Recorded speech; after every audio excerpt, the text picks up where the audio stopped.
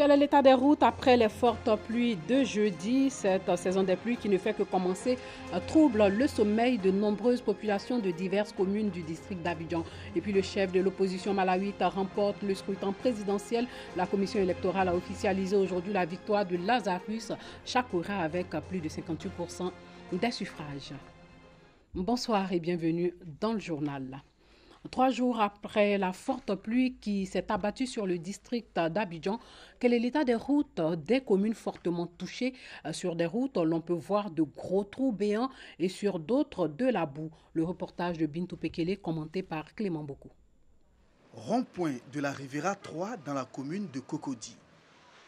Cet espace inondé par les pluies diluviennes du jeudi 25 juin dernier reprend vie. Le toit de cette niche électrique a servi d'abri à plusieurs personnes piégées par les eaux. Au nombre de celles-ci, Amidou. La pluie venait un peu. Non, on s'est dit que non, ça serait moins. Donc on essayait à s'y mettre. Maintenant, après, on voit que l'eau quittait vers ce côté et ça envoyait vers ce côté, on était là.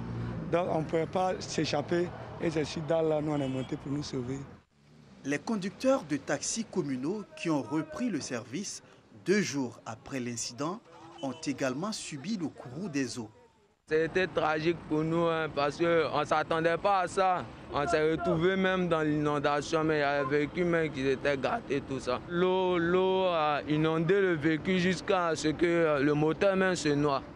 Juste en face de la gare de taxis communaux, les riverains font le grand ménage. Caissier et sa famille installés en bordure de route ont perdu 95% de ce qu'ils possédaient.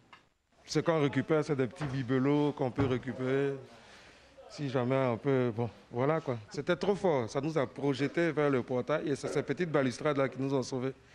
Donc on a sauté pour aller sur la dalle. Nous réfugiés, on ne pouvait rien sauver. C'était trop rapide. Donc de là-bas, impuissant, on regardait l'eau pénétrer dans la maison, on portait ce que ça pouvait. Ça a duré en tout et pour tout 4 ou 5 heures, si je ne me trompe pas. Parce que je n'ai plus la mémoire, je suis un peu paniqué.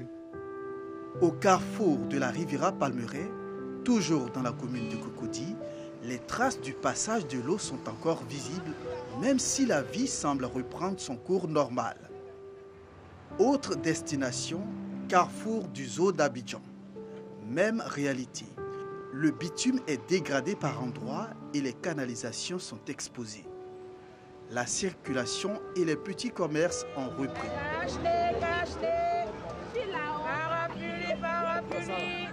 Les commerçants nous décrivent la scène du jeudi noir. L'eau a rempli le caniveau même débordé jusqu'au goudron. Tout ici, c'était Nyama. Donc c'est sa vitesse qui est venue ramasser. Donc ça a pris aussi ici jusqu'à dedans l'eau. Tout était rempli dans l'eau. On n'a pas venu ce jour ni le demain. C'est qu'après 2 jours, on est venu. Au quartier Paillé, en passant par l'hôpital militaire, dans la commune d'Adjamé, de gros trous sont présents sur la route après le passage des eaux. Des jeunes volontaires sont à pied d'œuvre pour remblayer moyennant des pièces d'argent. Un calvaire pour les usagers. Souvent, on refuse les clients. Pour venir ici, la client me dit qu'on va au Paillé, vraiment, on refuse.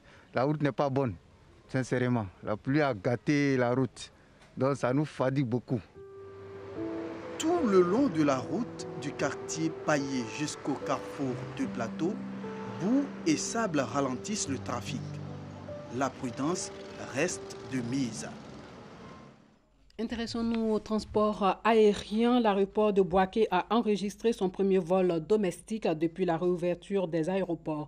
Les passagers d'Air Côte d'Ivoire en provenance d'Abidjan munis de cache-nez ont été soumis à leur descente d'avion aux mesures sanitaires. L'avion sera désinfecté avant de repartir pour Abidjan. Reprise du transport aérien.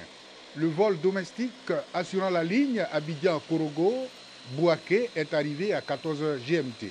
Le ministre des Transports à l'accueil des passagers du premier vol domestique en provenance de Korogo. Amadou Koné, venu s'assurer de l'effectivité de la reprise des vols domestiques, a procédé également à la remise de 2 véhicules de type 4x4 offerts par la Sodexam aux gendarmes en charge de la sécurité des aéroports de Bouaké et Korogo. Je voudrais féliciter l'ensemble des équipes, la Soudexam, féliciter Aéria, féliciter Air Côte d'Ivoire et le ministère de la Santé pour toutes les dispositions qui sont prises pour que ces vols se déroulent tels que recommandés par l'OACI. Rassurer nos compatriotes pour dire que les dispositions sont prises pour recevoir les vols internationaux pour faire partir à destination de l'international des vols à partir d'Abidjan. La Côte d'Ivoire avance en matière de sécurité aéroportière. Après Korogo et Bouaké, les aéroports de Mans et Oudéné connaîtront également des travaux de sécurité aéroportière.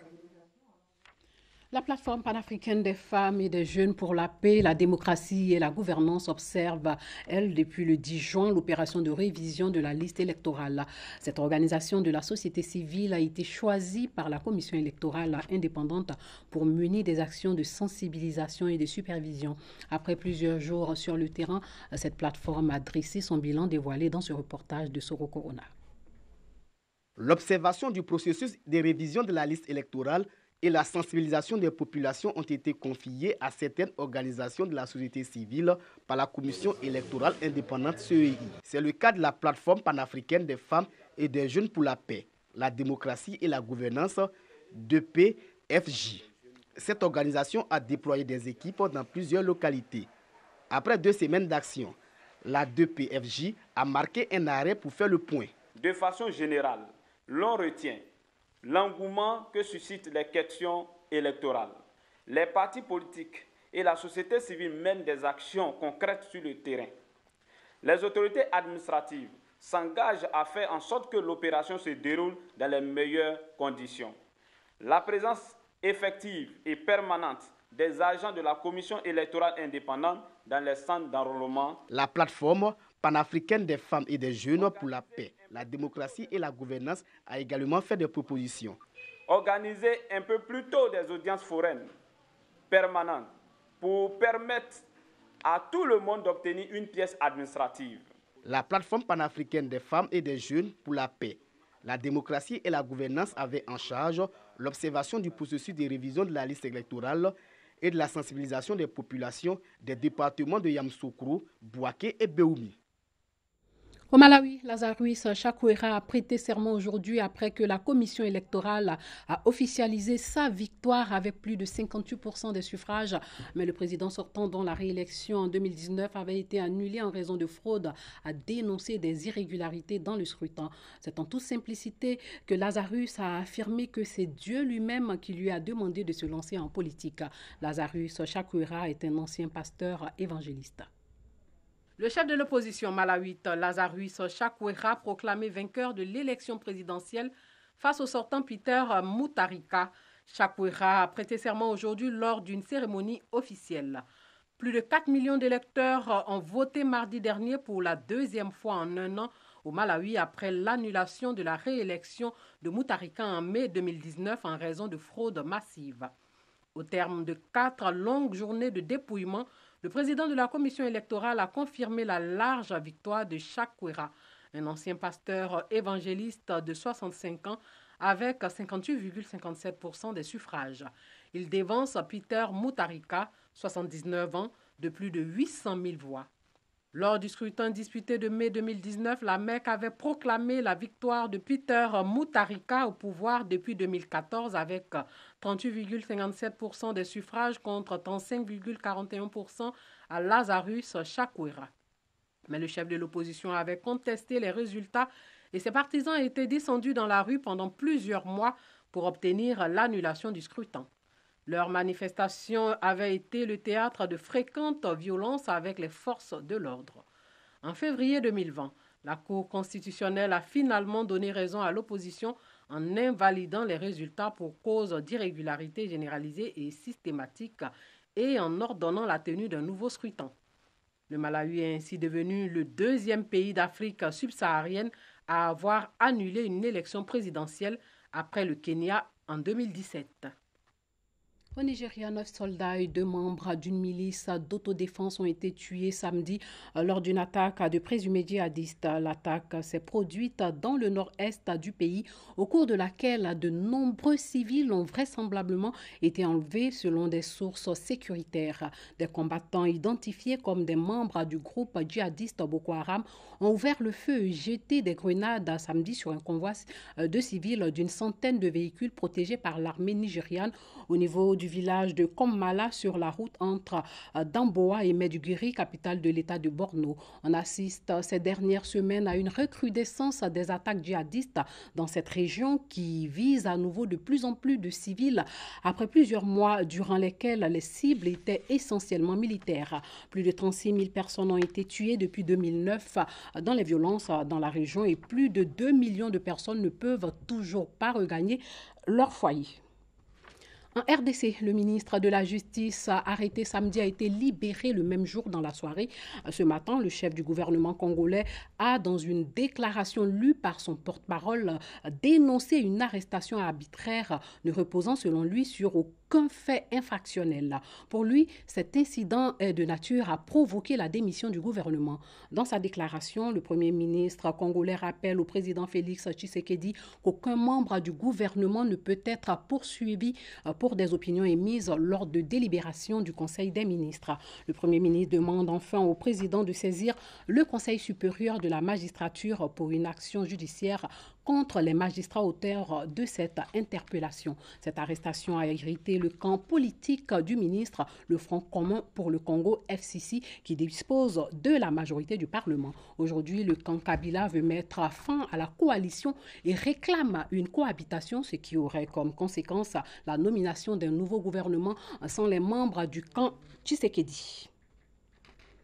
Second tour des municipales en France, à une élection organisée avec des précautions sanitaires exceptionnelles près de 3 mois et demi après le premier tour. Les Français iront-ils voter massivement malgré l'inquiétude persistante sur la situation sanitaire? Mi-mars, à quelques jours du confinement, seuls 44,3% d'entre eux s'étaient déplacés au premier tour, une dégringolade historique.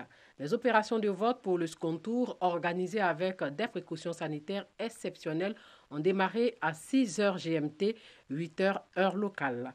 La France, durement frappée par le nouveau coronavirus, a enregistré plus de 29 750 décès depuis le début de l'épidémie de la maladie à coronavirus. Le second tour des municipales a ainsi été reporté en Guyane française, où la situation de l'épidémie reste, selon le gouvernement, extrêmement préoccupante. Cette abstention massive mi-mars n'avait pas vraiment favorisé le parti présidentiel La République En Marche, distancé à Paris et Marseille ou Lille, forcé à des alliances avec la droite à Lyon ou Bordeaux. Sachez que le taux de participation en France est en baisse à 34,67% par rapport au premier tour. Les Polonais ont commencé à voter aujourd'hui au premier tour d'une course présidentielle serrée, cruciale pour les populistes au pouvoir. Le président sortant Duda brigue son second mandat. Il fait face à 10 autres candidats. Dans tout le pays, des électeurs font la queue dans les bureaux de vote, portant des masques et respectant les règles de distanciation sociale. Voilà, c'est tout pour ce soir. Portez-vous bien.